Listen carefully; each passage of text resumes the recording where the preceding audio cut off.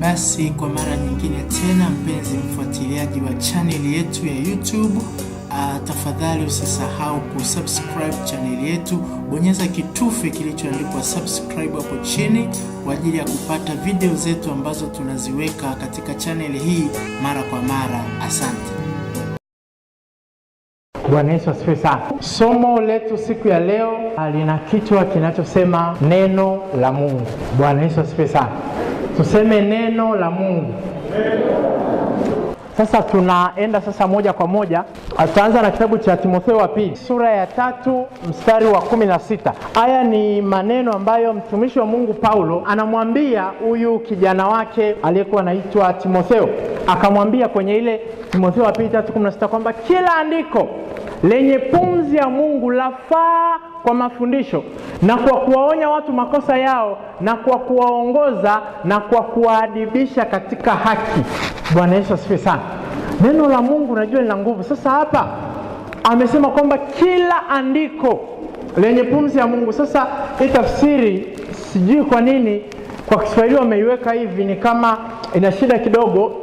Lakini ukiangalia tafsiri nyingine, nimefuatilia tafsiri zangu nyingine zote nyingi nilizonazo, hakuna hata moja inayosema kwamba kila andiko lenye pumzi ya Mungu. Maandiko sahihi yanasema hivi: kila andiko lina pumzi ya Mungu na linafaa kwa mafundisho. Unajua andiko likisema kila andiko lenye pumzi ya Mungu lafaa kwa mafundisho, maana yake kwamba hata kuna wakati mengine hayana pumzi ya Mungu. Naweza ukachukulia andiko lenye pumzi ya Mungu linafaa, kwa hiyo andiko lisilo na pumzi ya Mungu alifai. Kila andiko lina pumzi ya Mungu. Sio kwamba kila andiko lenye pumzi, kila andiko lina pumzi. Unajua unapoanza kusoma Biblia, pumzi ya Mungu inaingia ndani yako. Bwana Yesu asifiwe sana.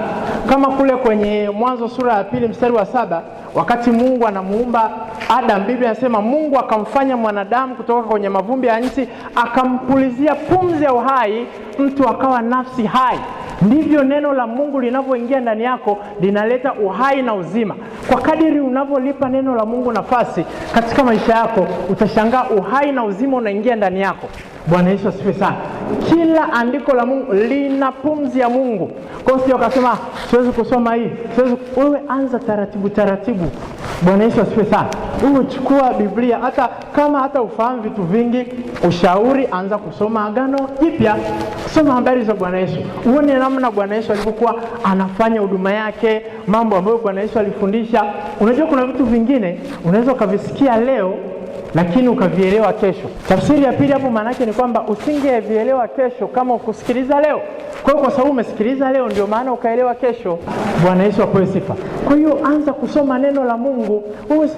Hakikisha unatoa muda kwa ajili ya neno la Mungu. Neno la Mungu, na kwa kadiri unavyosoma neno la Mungu zimejaa habari za Bwana Yesu.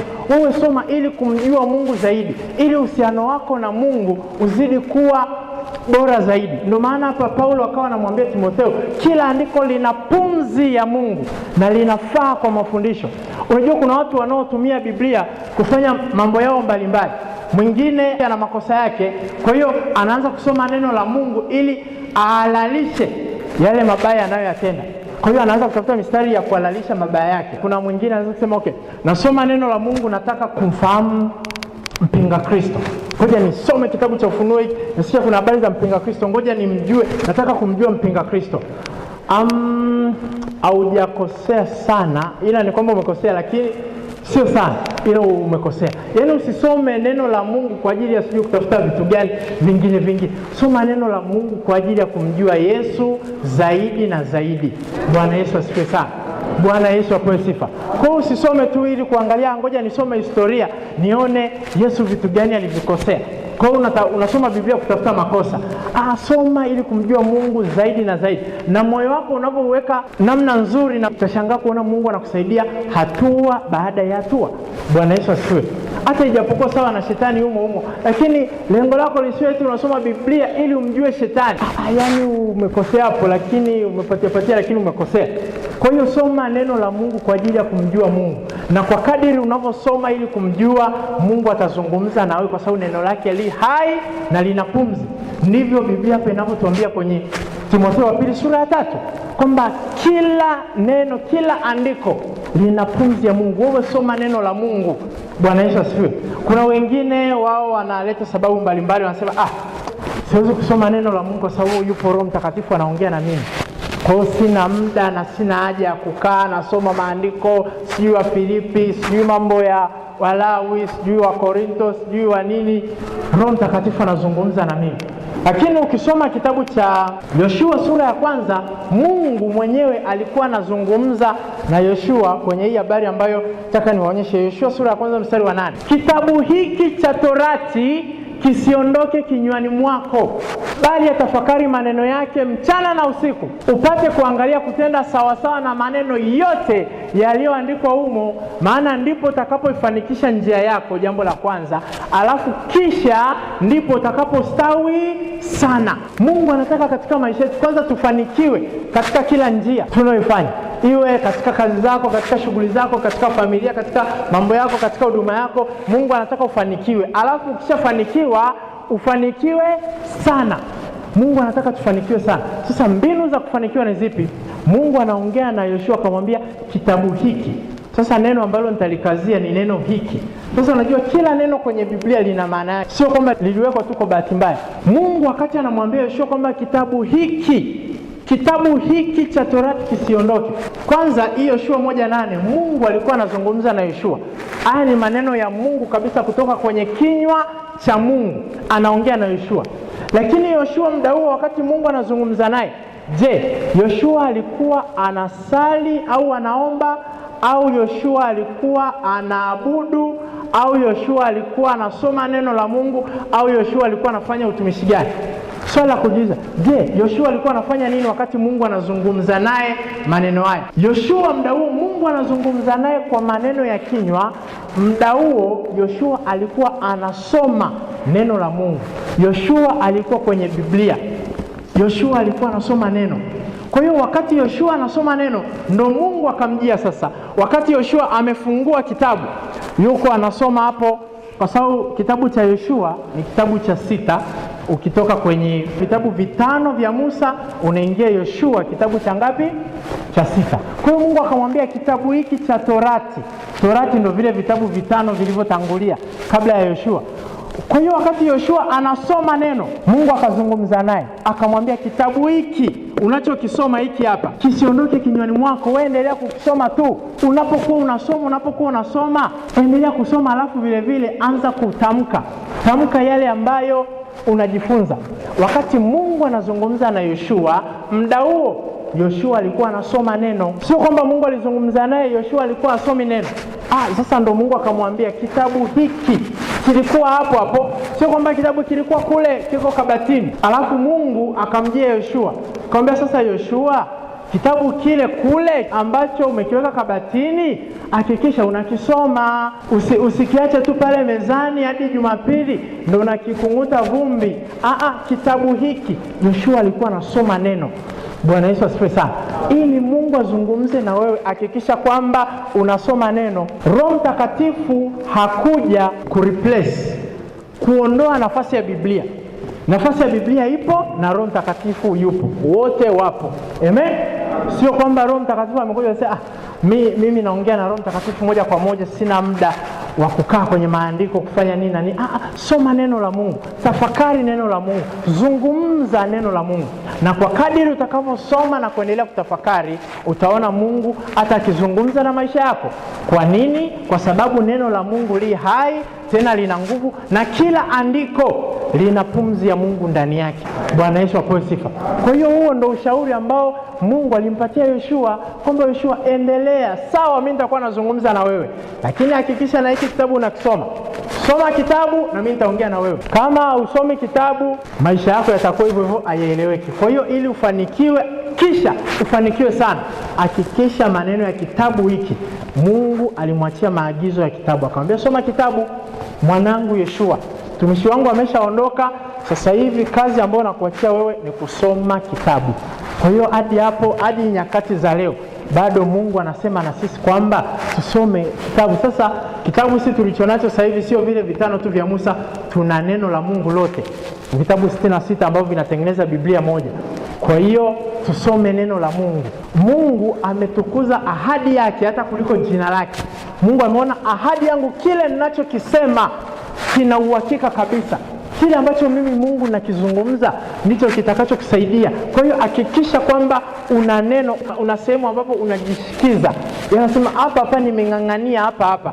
Utashangaa kuona Mungu anafanya. Bwana Yesu asifiwe sana.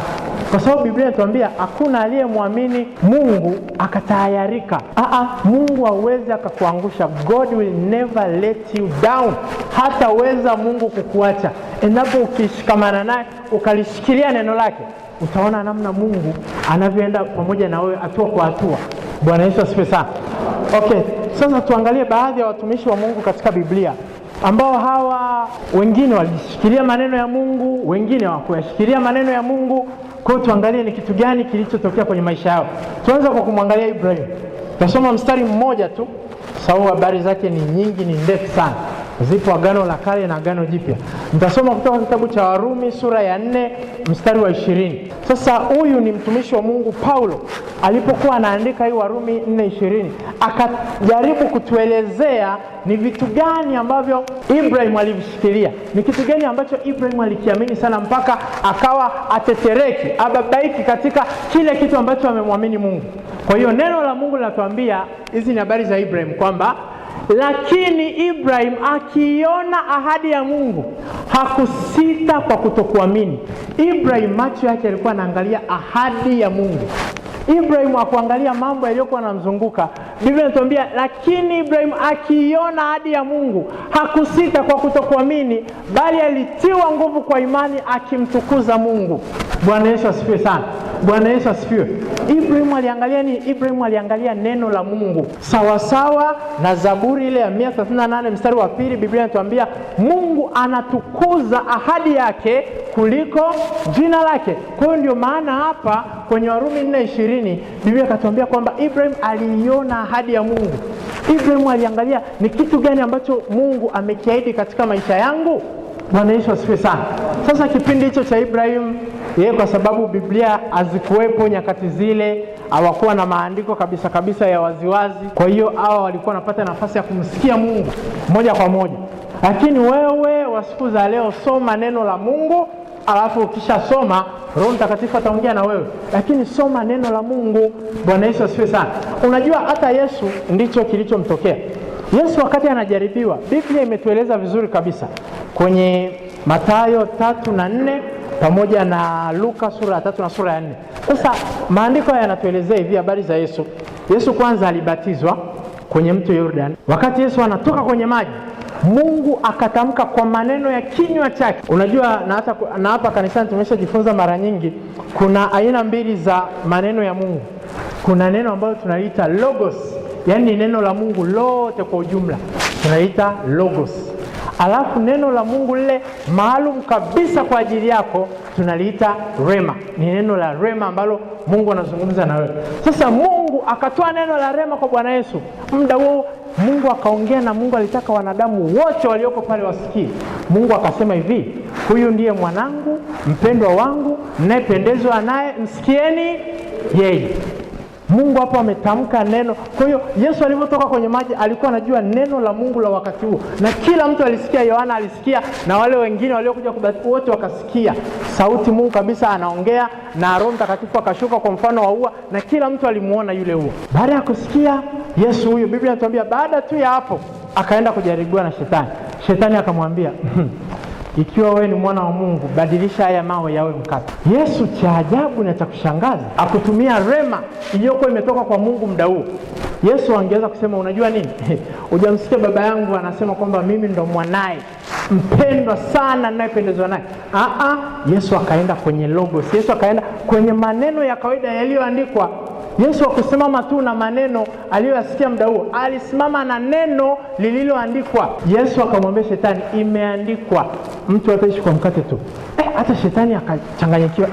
Mbona mtu bado tu anasimamia maandiko yaliyoandikwa? Kwa nini asisimamie tu hivi sasa hivi alivyovisikia sasa hivi, kwamba huyu ni mwanangu mpendwa wangu ninayependezwa naye? Jaribu la pili la shetani akaleta tena. Yesu bado akarudi, imeandikwa msujudie Bwana Mungu peke yake. Shetani akashangaa, mbona mtu atumii rema, anatumia andiko liloandikwa. Unajua kuna wakati mwingine hata ukisikia kitu fulani kutoka kwa Mungu, baada ya muda majaribu yakija na nini, unajiuliza nilisikia sawa au nilisikia shetani au nilisikia nini? Nani majaribu yanakuja ya hivyo. Umesikia jambo kwamba ufanye kitu fulani, na ukishafanya kile kitu, hivi kweli nilimsikia Mungu hapa? Nilimsikia Mungu kweli? Lakini ukisimama kwenye kile kilichoandikwa, hauna haja ya kujiuliza kwamba ni Mungu amesema au ni nani. Una uhakika imeandikwa. Kwa hiyo ndicho Yesu alichosimama nacho. Bwana Yesu asifiwe sana. Na jaribu la tatu, Yesu akasimama pale pale. Yesu wala hata kutumia lile neno ambalo Mungu aliongea naye moja kwa moja. Yesu akatumia kilichoandikwa. Kwa hiyo na sasa hapa kwenye Agano la Kale, kwa sababu maandiko walikuwa hawana bado, Ibrahim alisimama kwenye kile ambacho Mungu amezungumza naye. Ibrahim akawa anatembea, akawa anajua, mimi naiangalia ahadi ya Mungu, siangalii kwamba mwili wangu ukoje, siangalii tumbo la Sara limekaaje, siangalii mazingira, siangalii miaka mingapi, kwa sababu nimeshatumia akili zangu, tumeshaenda hadi kwa ajili yule wakazaa mtoto. Lakini baada ya kuzaa tu Mungu akamwambia iwe, umevichanganya, so hivi bado yule ndiye msema mimi atakuja kupitia Sara. Ibrahim alipoona ameshaweka akili zake na ufundi wake wote umekataa, akasema sasa hivi ngoja nilitazame neno la Mungu tu, kile Mungu alichokisema ndicho nitakachokiangalia. Kwa hiyo Ibrahim akaendelea kuangalia kile ambacho Mungu amekisema juu ya maisha yake, akasimama katika hicho. Na hapa cha ajabu Biblia inatuambia akimtukuza Mungu, alikuwa anaendelea kumtukuza Mungu. Kwa siku nyingine labda Ibrahim alikuwa anakutana na marafiki zake huko, anaenda tu anatembea, anaimba, anaanza kumtukuza Mungu. Anaanza kumtukuza, anamwimbia Mungu kwa nyimbo zake anazozijua. Watu wanakutana naye wanasema, hivi huyu si ndo ameoa? Ana miaka zaidi ya 50 kwenye ndoa na bado hajapata mtoto kupitia mke wake, tangia ujana wao mpaka sasa hivi. Sasa ana furaha gani ya kuimba? Kwa nini anaimba? Kwa nini anatabasamu? Kwa nini anafuraha kiasi hiki? Lakini Ibrahim alikuwa anamtukuza Mungu, alikuwa anaangalia ahadi ya Mungu, kwa sababu Mungu alisema naye. Mungu akamwambia, tazama nyota za mbinguni zilivyo nyingi. Kwa hiyo Ibrahim usiku akiangalia zile nyota, anafurahi, anaanza kuhesabu watoto wake. Sema okay, naanza kuhesabu watoto wangu, wa kwanza, wa pili, wa tatu, wa nne. Huyu nimemrudia, no, huyu nishamhesabu. Anahesabu, anashindwa kuhesabu, anamtukuza Mungu, anaangalia nyota zile zinafanyaje, zinamulimuli hivi, anaziangalia, anafurahi, anaona wao wanangu wao wananikonyeza, wanafurahi, wanatabasamu. Bwana Yesu asifiwe sana. Kwa hiyo Ibrahim akaanza kumtukuza Mungu. Hata akienda ameangalia chini, akikutana na mchanga sehemu fulani, anaangalia, anaanza kufurahi. Sema kama mchanga namna ulivyo auhesabiki, ndivyo watakavyokuwa watoto wake. Alikuwa anaangalia kile ambacho Mungu amesema naye. Akasema sasa nikienda naangalia tumbo la Sara, hilo ndio liko hivyo. Kwanza hata kwenye ujana tu atakuweza kupata mtoto. Sasa hivi ndo ana miaka 90, itakuwaje? Bwana Yesu asifiwe sana. Kwa hiyo yani hata akiangalia juu anaona ahadi ya Mungu, akiangalia chini anaona ahadi za Mungu. Kwa hiyo hata siku akiwa anatafakari tu, anapita pale nyumbani kwake, anatembea hivi, anahesabu yale mavumbi ya nchi, anashindwa kuyamaliza. Anasema yes, ndicho Mungu atakachokifanya. Ghafla anaanza kushangilia, anaanza kumtukuza Mungu, anaanza kuimba, viumbe vyote vinakutukuza. Anaanza kumtukuza Mungu wake, kwa sababu alikuwa anaangalia neno la Mungu. Na mtu ambaye anatazama neno la Mungu kwenye maisha yake utamjua, yani ni mtu wa kumtukuza Mungu wakati wote. Anajua Mungu yani Mungu atafanyaje, atarudi hapa tu. Mungu si ameahidi, Mungu atafanya. Bwana Yesu asifiwe sana. Kwa hiyo ndivyo na Ibrahim alivyojua, sema yani miaka itaenda. Sasa kuna mtu mwingine anaishi kama vile Aisha ukiongea Mungu ni cha kweli. Je, neno la Mungu lasema hivi? Ajui Mungu anasema, ajui hawa ni wanadamu wanasema, ajui ni wahenga wamesema, hawa ni watu gani wamesema. Yeye anapokea tu kila neno. Ibrahim akiona ahadi ya Mungu, sio maneno ya wahenga. Yeye aliangalia neno la Mungu limesema hivi, ndicho kitakachotokea katika maisha yao. Akaanza kumtukuza Mungu. Bwana Yesu asifiwe sana. Twende kwenye Danieli sura ya 9 mstari wa 2. Na yeye Danieli katika nyakati zake, kitu ambacho kilitokea, alianza kuishi maisha ambayo akiwa anaangalia neno la Mungu au akiwa anatizama kitu gani Mungu amezungumza. Biblia inasema, katika mwaka wa kwanza wa kumiliki kwake, mimi Daniel, kwa kuvisoma vitabu nalifahamu hesabu ya miaka ambayo neno la Bwana lilimjia Yeremia nabii ya kuutimiza ukiwa Yerusalemu, yani miaka 70. Bwana Yesu asifiwe sana. Bwana Yesu apewe sifa. Yaani unajua Danieli alikuwa tofauti na watu wengine wote. Daniel kwanza kabisa alikuwa ni nabii. Jambo la kwanza. Jambo la pili, ijapokuwa alikuwa ni nabii, Mungu hakuzungumza naye eti kwamba yeye ni nabii, kwamba Mungu atawatoa Israeli utumwani lini. No, Mungu hakumwambia. Yeye ni nabii na alikuwepo muda huo. Yaani alikuwepo kabisa. Akashangaa, mbona Mungu haongei na mimi? Mimi ni nabii, lakini Mungu hakusema naye. Kwa hiyo alianza kusoma vitabu vya manabii wenzake. Unajua kuna mtu akishakuwa nabii anadharau manabii wengine wote. Anaona mimi ndo nabii sasa hivi, kwa hiyo nani ataniambia kitu? Mimi, Mungu anaongea na mimi. Malaika walikuwa wanamtokea huyu Daniel. Na sio malaika wa kawaida, malaika Gabriel. Yaani ukiona umetokewa na malaika Gabriel ujue wewe ni mtu special. Gabriel yatokei tu watu tu hivi. Yaani ni watu special sana. Alimtokea Daniel, aliwatokea kina Miriam kule wakati anakuja kupata ujauzito wa Yesu. Yaani vitu special sana. Wanadamu wengine hawa tu walitokewa na malaika tu kawaida. Sasa huyu Daniel alikuwa anatokewa na malaika Gabriel. Lakini katika kutokewa hakuwahi kumwambia kwamba mtakaa hapo utumwani hadi lini. Daniel alichokifanya akasema, mimi nitasoma vitabu, nitasoma neno. Kwa hiyo Daniel akaingia kwenye neno. Nabii huyo anasoma neno. Nabii anasoma neno. Sasa wewe na mimi ambao tuko hapa sasa hivi, kwa nini tusisome neno? Tena sasa hivi sisi tuna hata habari za Bwana Yesu. Tena huyu Daniel alikuwa mtafiti, anataka kusoma neno kiasi kwamba akawa anafuatilia kwenye maombi hata kujua nyakati za mambo yatakayotokea wakati wa Bwana Yesu na wakati wetu mwaka 2018 mambo gani yatakuja kutokea. Mpaka malaika Gabriel mwenyewe akamzuia, akamwambia, "Wewe, haya mambo nenda nayo taratibu, sio kwa ajili yako. Wewe andika vya kwako tu vinavyokuhusu, alafu achana hizi habari. Hizi ni za watu wao ambao ndo sisi hapa." Bwana Yesu asifiwe sana. Bwana Yesu apewe sifa. Kwa hiyo Daniel alikuwa mtu kufuatilia, akisoma kidogo anafuatilia kwenye maombi, akisoma anafuatilia. Sasa kwenye kusoma hapa hivi, sasa tunarudi kwenye hii miaka 70 ya ukiwa wa Israeli walikuwa wameenda utumwani. Daniel alisoma vitabu, alisoma neno la Mungu. Sasa kwa nini Mungu akuongea naye hii habari? Mungu akaongea na Yeremia, Mungu akategemea Danieli japokuwa nabii atasoma vitabu vya Yeremia, sijui, lakini Mungu alikuwa anataka Daniel aende asome neno. Bwana Yesu asifiwe sana. Okay, baada ya kusoma neno kitu gani kilitokea? Biblia inatuambia kwenye aliposoma alifahamu hesabu ya miaka. Yaani unajua mtu ambaye anajua kitu kinaitwa God's timing, muda wa Mungu. Yaani anajua yaani miaka 70, yaani alishajua kwamba huku tunakaa miaka 70. Kwa hiyo alipopiga hesabu tulitoka na nili kule lini? Kwa sasa hivi miaka mingapi? Labda akawa amejua tuna miaka 15. Kwa hiyo wala hakuwa na wasiwasi, alikuwa anajua yaani miaka itaenda itarudi, mwaka wa 70 utafika na tutatoka. Bwana Yesu asifiwe sana. Kwa sababu alikuwa ameshasoma neno. Sasa huyu uwezo kumlinganisha na wale watu wengine waliokuwepo kwenye kizazi kimoja na yeye. Sasa hapa nataka nikupatie upande wa pili wa shilingi. Huyu ni Danieli. Danieli yeye alikuwa kwenye hicho kipindi na yeye yuko utumwani, lakini aliposoma vitabu akajua neno la Bwana lasema miaka 70. Kwa hiyo ngoja nisubiri. Hapa hamna haja ya kuwahi, hamna haja ya kufanya nini. Tuangalie maombolezo.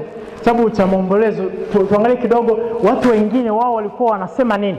Maombolezo haya ni maneno Yeremia aliandika maneno ya watu ambao walikuwa kule utumwani. Mambo walioyasema kwenye Maombolezo sura ya 5 mstari wa 20. Watu wakasema, mbona watusahau siku zote? Walikuwa wanamlalamikia Mungu. Wakaanza yani mtu ambaye haangalii neno la Mungu utamjua. Wakati Daniel alikuwa amekaa zake anajua tutatoka tu. Siku sio nyingi, siku sio. Yeye alikuwa anajua baada, yani hapa tunahesabu miaka 70. Labda tuseme labda kipindi hicho ulikuwa ni mwaka 60, bado miaka 10. Daniel akajua baada ya miaka 10 tunaondoka. Lakini wengine walikuwa hawana muda wa kusoma neno. Hawana muda wa kusoma kujua kwamba makusudi ya Mungu au mapenzi ya Mungu kwenye maisha yao ni nini. Wao tu wapo tu kule utumwani Babeli wanazunguka. Baada ya muda wakaanza kulalamika, wakasema mbona watusahau siku zote na kutuacha muda huu mwingi?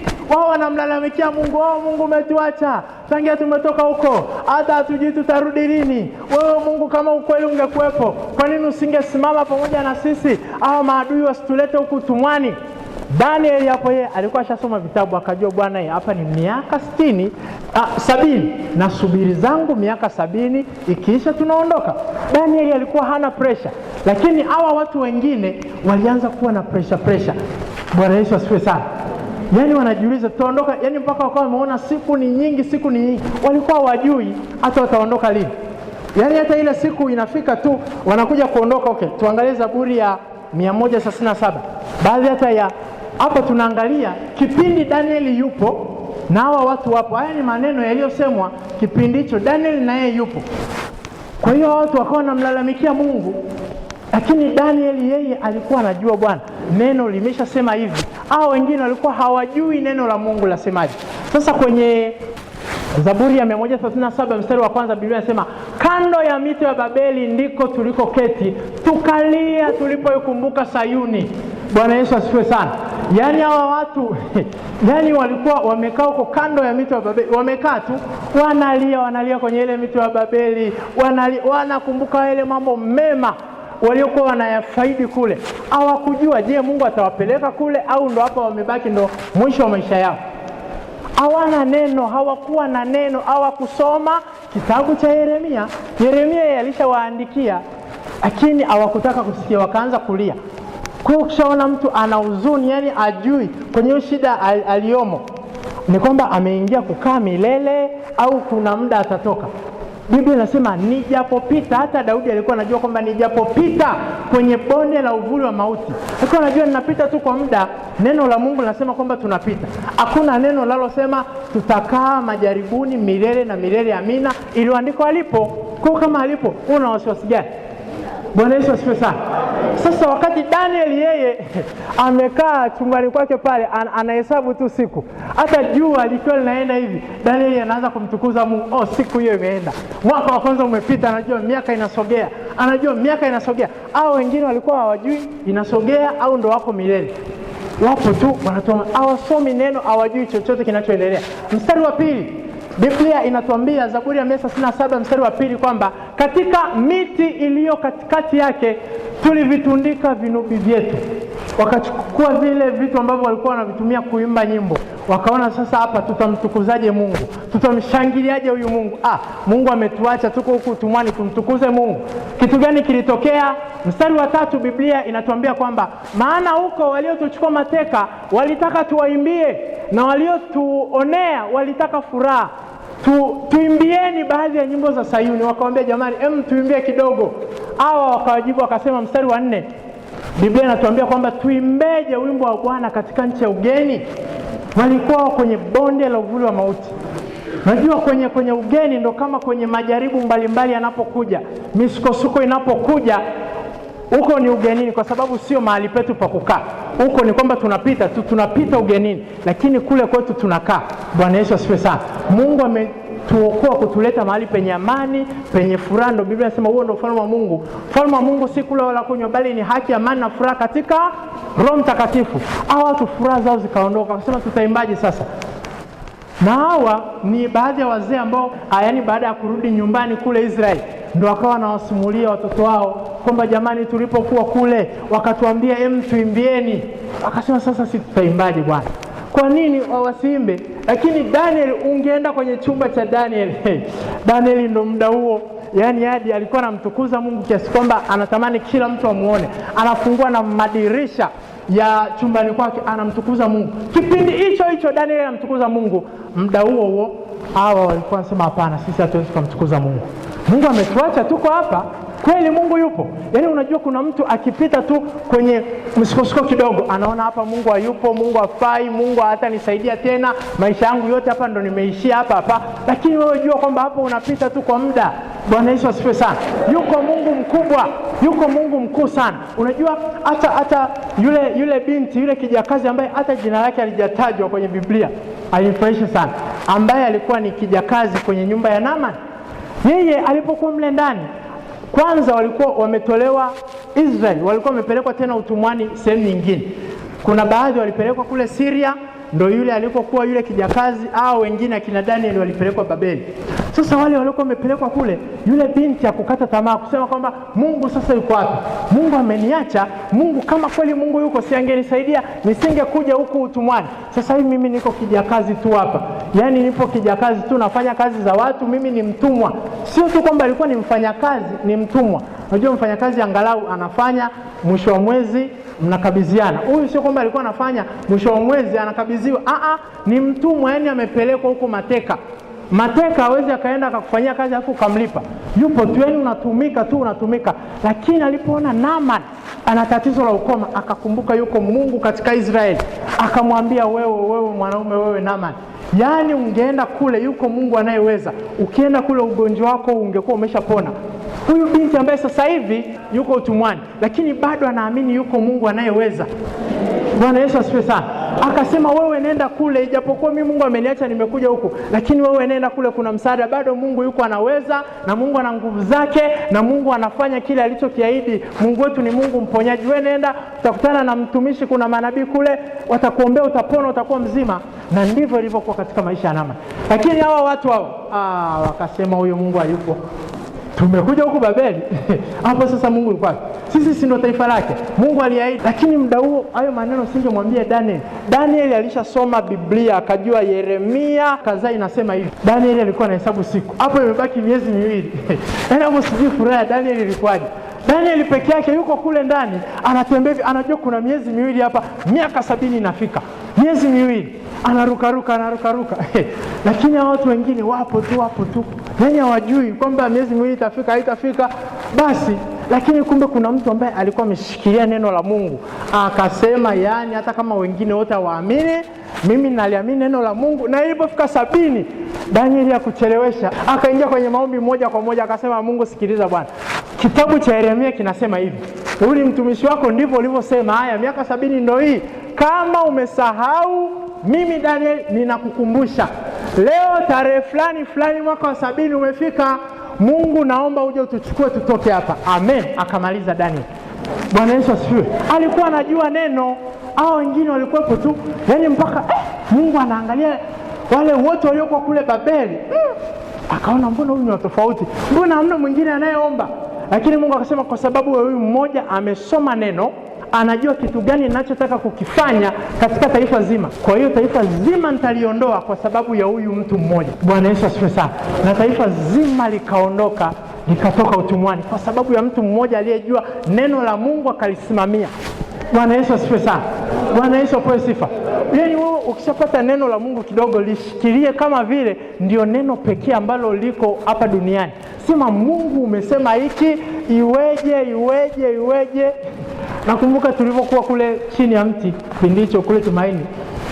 Mtumishi Kasimbazi alitufundisha somo moja. Alikuwa anatufundisha sana mambo ya imani. Akafundisha somo moja linaloitwa imani chokonozi. Somo siku hiyo lilikuwa linaitwa imani chokonozi. Sasa akaanza kututolea mfano. Mistari yote aliyotumia sikumbuki. Ile nakumbuka kichwa cha somo na mfano aliotoa. Akasema hivi. Yaani sawa na paka ambaye anamkimbiza panya. Amemkimbiza panya, akaja akaingia kwenye shimo sehemu fulani. Sasa paka anakaa hapo, anajua yani huyu panya hatafanyaje, atatoka tu humu. Ngoja nikae hapa mlangoni nisubiri. Ataenda huko, atafanyaje, atakwama, njaa itamuuma, atataka kutoka. Akitoka nipo naye. Bwana Yesu asifiwe sana. Kwa ndivyo neno la Mungu. Yaani chukulia neno la Mungu kwamba yani Mungu alishasema hiki, ninasimama kwenye hicho. Yaani unajua muda utaenda na baadaye nyakati zitaanza kuongea na wewe. Ujui hivi na hivi, ujui hivi. Unafikiri mambo yako hivi. Muangalie fulani. Angalia na huyu. Badala ya kuangalia neno la Mungu. Ukiangalia neno la Mungu unaanza kumtukuza Mungu. Bwana Yesu asifiwe sana. Kwa hiyo kwa sababu Daniel alijua neno la Mungu. Yaani siku ile ambayo kesho yake ndio ulikuwa mwaka wa 70. Nafikiri Daniel na wenzake wachache sana waliokuwa wanaomba naye ndio waliwashirikisha. Kwamba jamani, mwaka wa 70 ni kesho. Kwa hiyo kesho tunapiga hapa maombi, ndio siku ambayo tunaanza mchakato, tunaondoka huko. Na kweli waliondoka.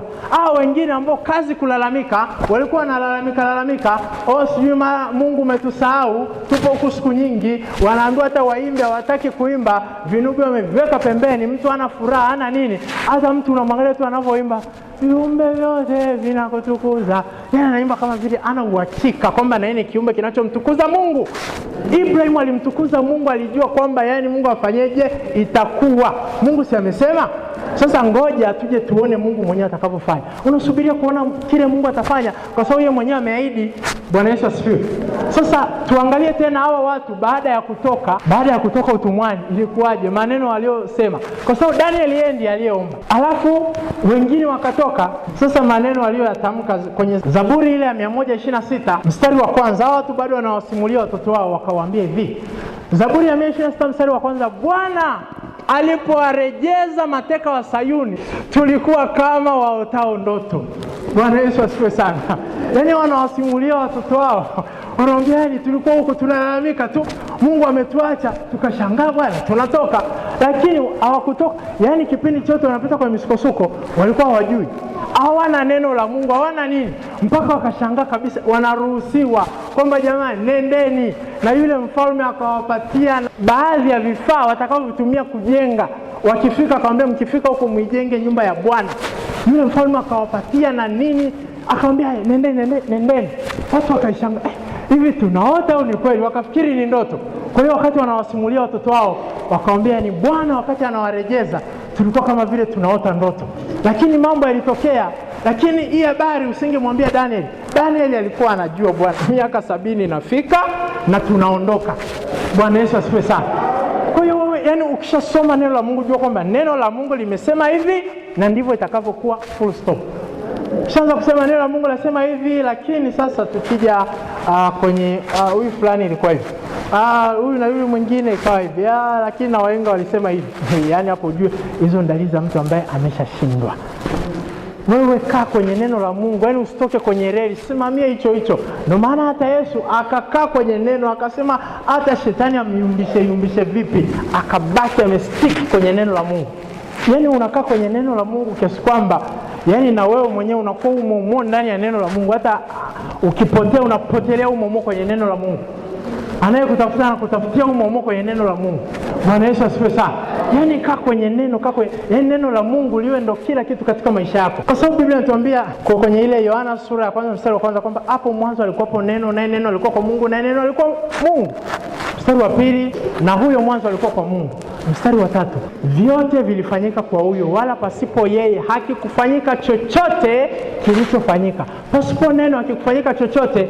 Na Biblia inasema mstari wa 4 kwamba ndani yake ndimo uliokuwamo uzima, na ule uzima ulikuwa ni nuru ya watu, nayo nuru yang'aa gizani. Mstari wa 5, wala giza alikufanyaje? Alikuiweza. Kwa kama neno mwenyewe ni Yesu, kama neno la Mungu limebeba. Mstari wa 4 pale anasema ndani yake ndimo ulimokuwamo uzima, na ule uzima ulikuwa nuru ya watu. Kwa hiyo kwa kadiri kila wakati unaposoma neno la Mungu, jua kwamba unakaa kwenye uzima wa Mungu. Uzima wa Mungu uko pamoja na wewe. Kaa kwenye neno la Mungu, hautayumba, hautatikisika. Ukishajua neno la Mungu limesema hivi, Mungu atafanya, unamwachia Mungu aendelee kufanya. Lakini ukishaona mtu analalamika, kwanza huenda hana neno la kutosha ndani yake, maisha yake ndio hivyo tu, hayana msingi katika neno. Kwa hiyo kama unatamani kufanikiwa sana katika maisha yako, kufika kwenye viwango vya juu, kaa kwenye neno. Yaani mtu ambaye yupo kwenye neno, kama nilikuwa na watafakari leo watu wawili, Daniel na huyu Ibrahim, yaani walijua tu Mungu atafanya.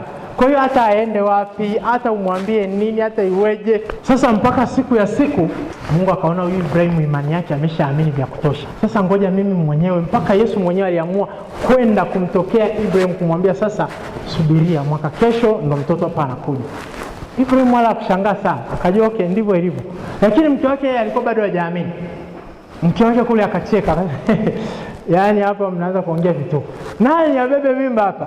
Miaka mingapi? Yaani alikuwa anaishi kwenye ulimwengu ambao hayawezekani. Lakini sio ilivyokuwa kwa Ibrahim, na ndivyo ilivyokuwa Daniel. Daniel akaanza kuishi maisha ambayo anajua kwamba ninachomwamini Mungu ndicho hicho, nitasimama kwenye neno la Mungu. Neno la Mungu ndio kila kitu. Haikujalisha kwamba wale wengine hawakuamini, ilitokea. Haikujalisha kwamba Sara alicheka, ndivyo ilivyokuwa katika maisha yake. Bwana Yesu apewe sifa. Kwa hiyo neno la Mungu ndio kila kitu katika maisha yetu. Tuangalie baadhi ya maneno machache ambayo Daudi anazungumza katika Zaburi ile ya 119 kuhusiana na neno la Mungu. Daudi alikuwa na baadhi ya maneno machache ya kukomenti. Ni Zaburi ndefu kidogo ya 119 na ina vifungu mbalimbali, na ndani ya yale maneno Daudi anaongelea uthamani na ubora wa neno la Mungu. Sehemu nyingine Daudi akasema kwenye hiyo Zaburi ya 119, Daudi akasema kwamba neno lako nimeliweka moyoni mwangu nisije nikakutenda dhambi. Sehemu nyingine kwenye Zaburi hiyo Daudi anasema kwamba jinsi gani kijana isafishe njia yake ni kwa kutii na kulifuata neno. Sehemu nyingine kwenye Zaburi hiyo ya 119 Daudi anasema neno la Mungu ni taa na mwanga. Yaani neno la Mungu linakumulikia, linakuangazia. Lakini nitasoma mistari michache hapa, mstari wa 97 na wa 98. Mstari wa 97 Biblia inasema sheria yako, ambao kwa sasa hivi ndio neno la Mungu. Sasa na kusema neno lako nalipenda mno ajabu. Hapa huyu mtumishi wa Mungu Daudi akawa anasema sheria yako naipenda mno ajabu, ndiyo kutafakari kwangu mchana kutwa. Daudi mchana kutwa alikuwa analitafakari neno la Mungu. Anatafakari, anasoma neno la Mungu, analitafakari. Anasoma neno la Mungu, analitafakari. Daudi alikuwa anapenda sana neno la Mungu, na ni moja kati ya njia zilizomfanya afanikiwe katika huduma yake ambayo Mungu alimpa. Alikuwa anapenda neno la Mungu. Akasema sheria yako naipenda mno ajabu.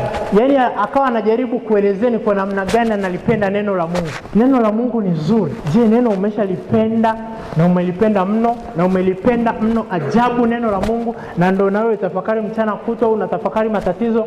Kipindi hicho na mimi naweka juhudi enzi hizo za kusoma neno la Mungu. Najitahidi kusoma neno la Mungu. Najitahidi kusoma. Alipokuwa nakutana na mambo yananichanganya, yaani kiu ya kusoma neno la Mungu inaisha. Ile ladha inapotea. Kwa hiyo nikawa nataka yani kwamba sitaki mtu yote anikwaze nikwazika, kwa sababu nikishakwazika neno la Mungu sijielewi tena. Sasa yani nikishavurugika tu nilikuwa neno la Mungu mpaka labda hapo nilale nifanyeje, nategemea nimekwazika kwa kiwango gani. Alafu niamke sasa niko fresh. Lakini baadaye nikaona okay, shetani hapa ananitafuta kwa namna moja au nyingine. Kwa sasa nilichokuwa nakifanya, sasa nikikwazika, sasa nikasema sasa hivi vya kuweka neno la Mungu pembeni hapa, ndio sasa nitakuwa nalisoma neno la Mungu. Kila nikikutana na majaribu, na shetani kwa kweli amejitahidi. Yaani amejitahidi kuniletea vitu mbalimbali vya kunikwaza miaka na miaka. Lakini nikaanza kujifunza. Nikipata kitu ambacho kina vuruga moyo wangu, kinaniwazisha mambo mengine, sasa muda huo ndo nashika neno la Mungu. Yaani ukisoma baada ya muda, yaani mwanzoni sawa huenda akili bado inakuwa kule, lakini baada ya muda unashangaa tu, unarudi kwenye neno, yaani baada ya muda unaenda sasa vizuri sasa. Bwana Yesu asifiwe sana. Ndivyo Daudi alivyokuwa anasema anatafakari neno la Mungu. Yaani neno la Mungu likawa kama sasa hivi watu wanavyosema kwamba ukinywa sumu, si unakunywa maziwa ili ya neutralize ile sumu ndani. Kwa sasa ndo mambo ya kiingia ambayo ni negative ndani yangu. Nachukua neno la Mungu. Neno la Mungu laenda lina neutralize yale mambo.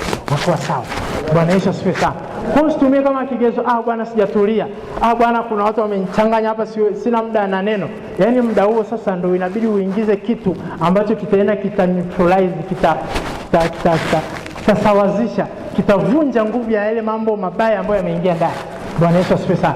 Mstari wa 98 Daudi akasema kwamba maagizo yako hunitia hekima kuliko adui zangu, kwa maana ninayo siku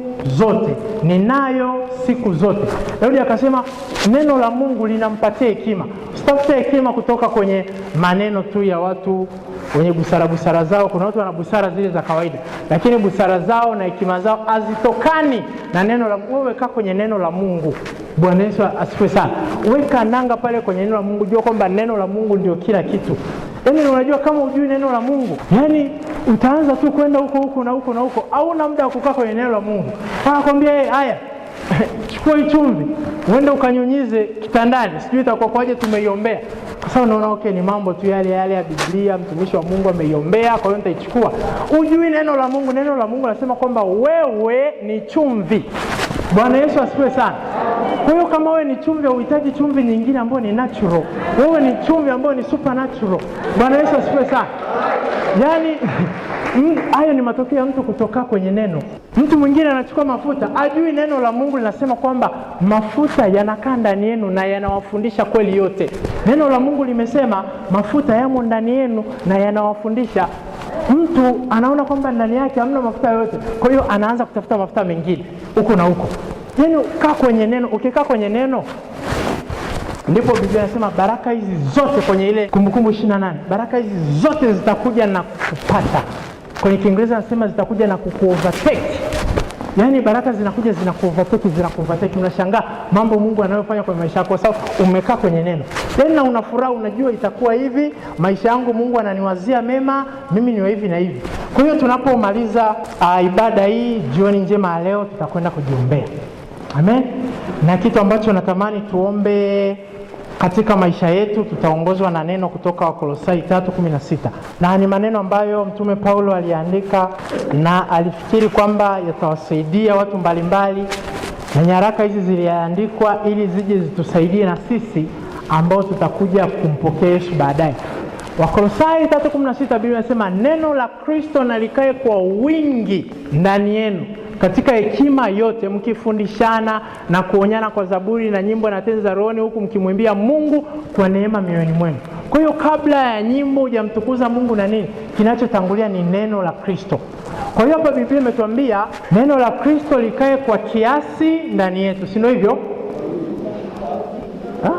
Neno la Kristo likae kwa kiasi ndani yetu. Hapana, neno Biblia isemi likae kwa kiasi. Mambo mengi Biblia inatushauri tuwe na kiasi, lakini kwenye neno mtu asije akakudanganya uwe na kiasi. Biblia imesema likae kwa wingi, sio kwa kiasi. Hakikisha una neno la Mungu, unasimama kwenye neno la Mungu, maisha yako yanaongozwa kwenye neno la Mungu. Amen. Neno la Mungu ndio kila kitu katika maisha yako. Kwa hiyo twende tujiombee, tuwe na hamu na kiu ya kulisoma neno la Mungu. Mungu atusaidie na Mungu atatufunulia. Mungu atakapoona kiu yako hii, Mungu atafanya hatua kwa hatua ndani yako.